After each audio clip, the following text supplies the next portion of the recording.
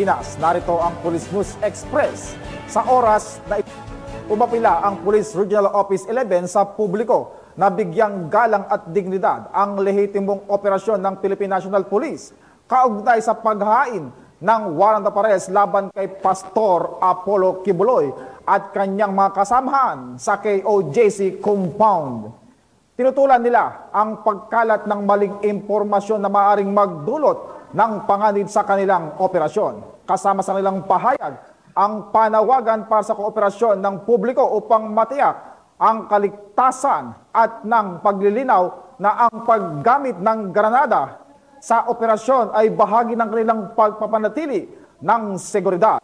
Tiwala naman ang PNP na makakatulong ang media sa paghahatid ng tama at maasahang balita habang inasagawa ang operasyon. Kami po ay umaapila na bigyang galang at dignidad ang lehitimong operasyon ng PNP sa paghahain ng warrants of arrest kay Pastor Apollo Kibuloy at mga kasamahan nito. Kinukundina po namin ang pagpapakalat ng anumang mali at malisyosong impormasyon na maaaring magdulot ng peligro sa nagpapatuloy na operasyon. Sino pong mapapatunayang guilty nito ay mapaparusahan.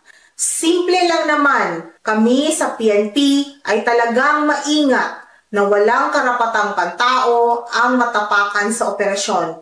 Kaya't hinihingi rin namin ang inyong kooperasyon na hindi masaalang-alang ang kaligtasan ninuman. Nais lang din nating linawin na ang pagdala ng granada sa operasyon ay bahagi ng pag-iingat ng kapulisan upang tiyakin ang kaligtasan ng lahat na sangkot sa operasyon. Tiwala po tayo na katulong natin ang mga kaibigan natin sa media na makapaghatid ng tamang balita habang sinisiguro ang seguridad at integridad ng operasyon ng pulis.